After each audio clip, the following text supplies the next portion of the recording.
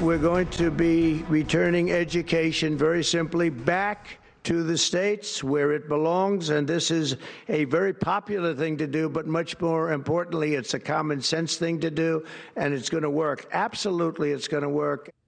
President Trump beginning the process of dismantling the Department of Education. His executive order setting up a high-stakes fight over the future of our nation's schools. I want to now bring in Congressman Mark Harris, Republican from North Carolina. Congressman, thank you for being with me on your Friday morning. So is the ball now in Congress's court, and do you have enough votes to follow through with President Trump's order?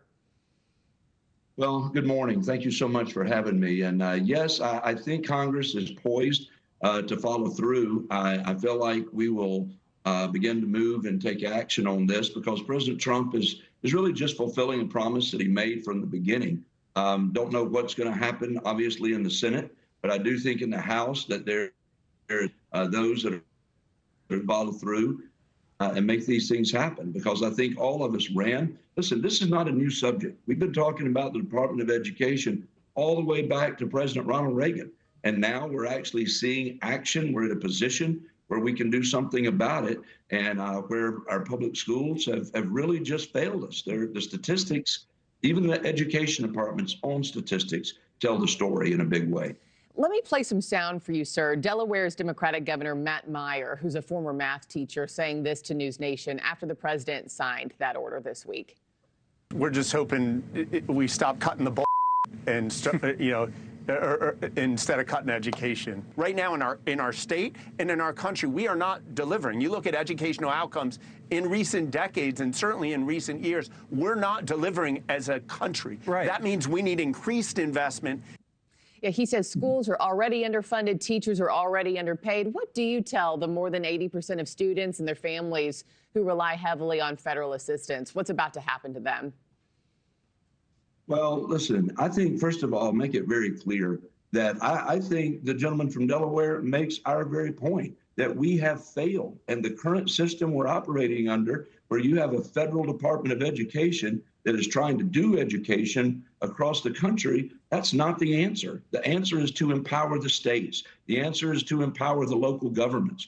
The answer is empower the parents in school choice. So these are things that when you recognize that you've got children, I mean, 6 out of 10 in many cases that are below where they need to be in their test scores, nearly 75%, nearly 3/4 are behind in their reading abilities. He is exactly right. We have failed. But the answer is not trying to throw more money just into a bureaucracy in Washington, D.C. And that's exactly what President Trump is setting out in this order. He's trying to cut the bureaucracy out, get the funds where they need to go. And as far as children with disabilities and those things, none of those services are going to be cut out. They're just that kind of funding is going to go to different agencies, and they're going to come through those organizations that perhaps can prove to be more effective, because the Department of Education, I'm sorry, they have failed miserably as a department.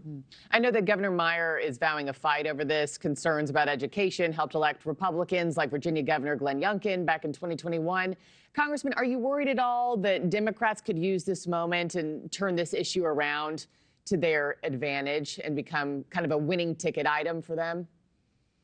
I really don't. I mean, I think they'll try to use language like cutting education. We're not cutting education. We know, the parents know the facts. The people of America know the facts. Again, let me just reiterate, President Trump's been talking about this on the campaign trail all last year. None of this should come as a surprise. This was a goal. And the American people voted that we would do government differently in Washington, D.C. They voted for that when they sent President Trump to the White House, when they gave us the majority in the House of Representatives and flipped the Senate to give us a majority there. So I think it's now our responsibility to continue to respond to what the American people are asking for. So, I mean, in my own North Carolina, when you've got 55% of the people in a recent poll that said they were totally dissatisfied with what our public schools were producing, then I honestly think the winning side on this argument is doing government differently. And that's exactly what President Trump is setting out to do. Well, Congressman Mark Harris, I got to end it there, but we'll see where this fight heads from here. Thank you, sir. Have a wonderful weekend. Thank you for having me. Of course, you got it. Thanks for watching, everybody. Go to joinnn.com to find NewsNation on your television provider. Also, don't forget to click that red subscribe button below to get more of NewsNation's fact-driven, unbiased coverage.